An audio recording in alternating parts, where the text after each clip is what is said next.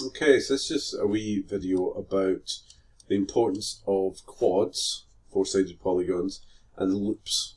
Now this stuff is more sort of theory based, and it's it's the kind of thing you'll just pick up over time, but it's worth knowing right at the start basically, because if you get into the habit of using these, it'll make your life a lot easier in the future. So a loop is when you have quads, four-sided polygons, running end to end with each other. So the opposite sides are running around. So this one here, the best way to show you actually is with the Swift Loop tool, which I showed you last week. Really handy thing. So that will show you what is a loop. So you can see the four sides running around the outside there. That's a loop, that's a loop, and that's a loop. They're four-sided polygons and they're all running, concurrently with each other. If you break these up, so let's say I go here, and I'm just going to cut this in half. Then I've broken the loop. So if I again go to Swift Loop, I'll show you here, it doesn't register that side with the two tries as part of the loop. So if I go and draw that in here, it's not going to fill out that bit there. And but what that has done is that's made this try a quad. So you can see there's 1, 2, 3, 4 sides. So what's happening now is this side is opposite this side, and this side is opposite this side.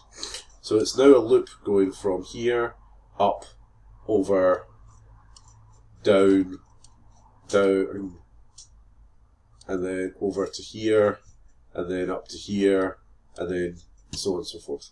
So if I show you that with the Swift Loop tool, it's going to look mental. You see there? I'll get rid of that grid. You can see there that the loop is now crazy and has created an absolute mess.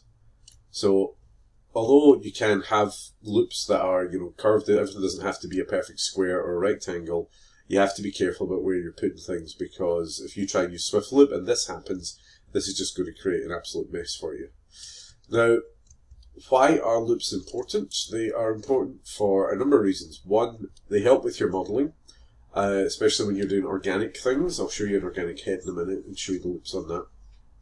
When you're doing organic things, if everything's in nice loops, it makes it much easier to move the topology around. Remember, your topology is the kind of arrangement of your polygons, I guess.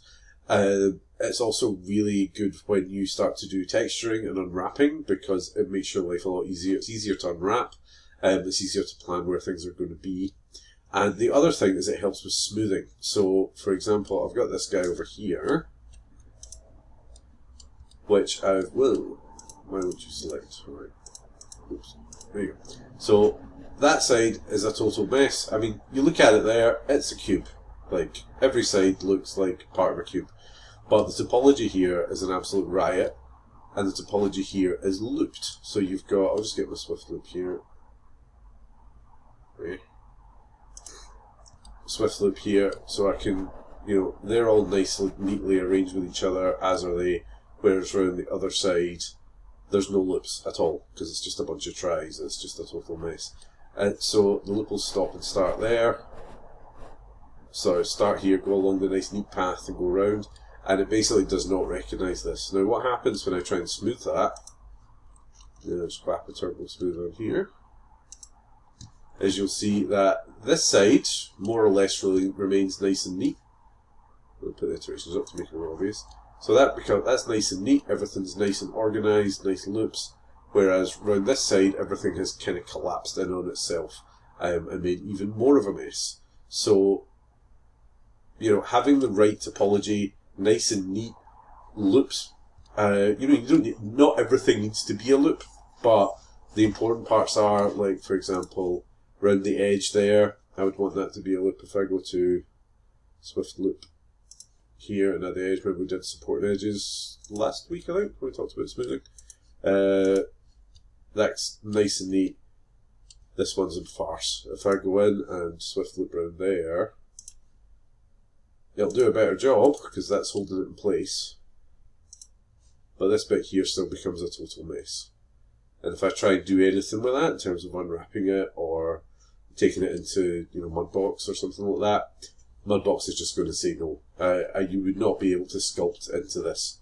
whereas you could sculpt into that because it's nice and neat quads. Now, as I say, getting used to this stuff takes practice, but I don't want you getting into bad habits and going, like, making things look like that and going, yeah, that's fine. It's not, right? If you submitted that for your graded unit the first year, something with topology like that, you would not get a good mark for it. Whereas this is fair, fine, perfect. I mean, maybe a bit too much, but it depends what you want to do with it. So it's worthwhile making sure everything's nice and neat. If you look at more elaborate models, which I've currently not opened, I'll do that in a wee minute, then you'll see like where the loops are and everything's nice and neat, but I'll bring it up in a minute.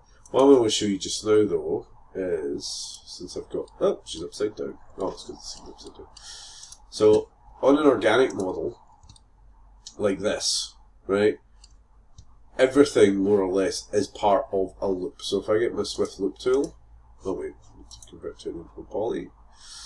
That's a mess just now. So if I go to Swift Loop, you'll see there's loops going round there, round what's called the muzzle, around the eyes, see? Around the mouth, because these are all parts that are going to move, they're all parts that are going to be animated. What they also do is they support things, so things like the nostrils, right? I've got loops in the nostrils so that it retains its shape better when I go around. Now you'll see if I go to certain parts it goes a bit crazy, but it doesn't really matter about them because all that matters is the loops that are either going to be animated or that are holding the shape together. So around the nostril there, yeah, there's a loop. It doesn't help that this is a fully enclosed mesh, that's why they're going all the way around. But you've got a loop around the nostril there, which is holding the nostril in place. So when I smooth that, this has been smoothed already, but what happened when I smooth up? If I smooth that again, you see the nostril remains there. The mouth remains. It gets a wee bit blobby, but the inside of the nostril remains there. The eyes remain. Everything's been supported. A good example actually is the ears here. So if I go back down here, you'll see there's a loop that runs from the inner ear right around the cartilage to the lobe down here where it joins back onto the head. That's keeping the shape of that ear in place. If this was all modelled with just everything going straight across, which you could do, when you smoothed it, the whole thing would just collapse. So loops support the shape. And when it comes to animation, I'll show you an example. Say I wanted to change the expression on her face. I'm just going to go to, I mean, this isn't how you do it, but it's just a good example. If I go to Paint Deform and go to, let's go to Shift.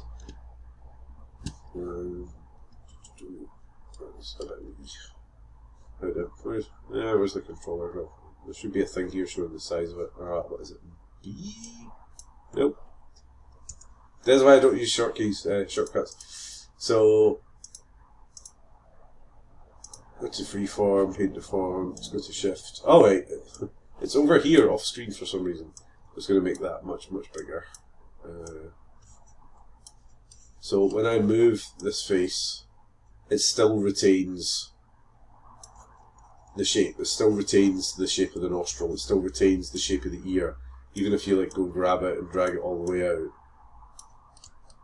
the topology stays there. And it means when you're reshaping your models, which you will do, then it's much easier if you've got these loops because they're holding the model together. So if I wanted to make her face a wee bit fatter, I move these forward, like so. You see there that because these loops are coming down, they're creating that crease there, which is very natural. That happens on your face. So loops are, I really making a mess of her here. But we could go here, we could drag her move it like that. That'd be pretty good. But even then, the nostril remains, even if you go and totally smash everything up. The mouth's still there. The mouth's still there, the nose is still there. It still works, essentially.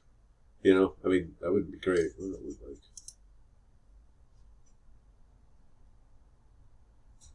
Wow, it's taking ages to render. Alright. Oh, it's because it doesn't have the materials it should have on it. Oh, never mind. But, yeah, that's the mouse. So yeah, loops are important. Let's just undo you.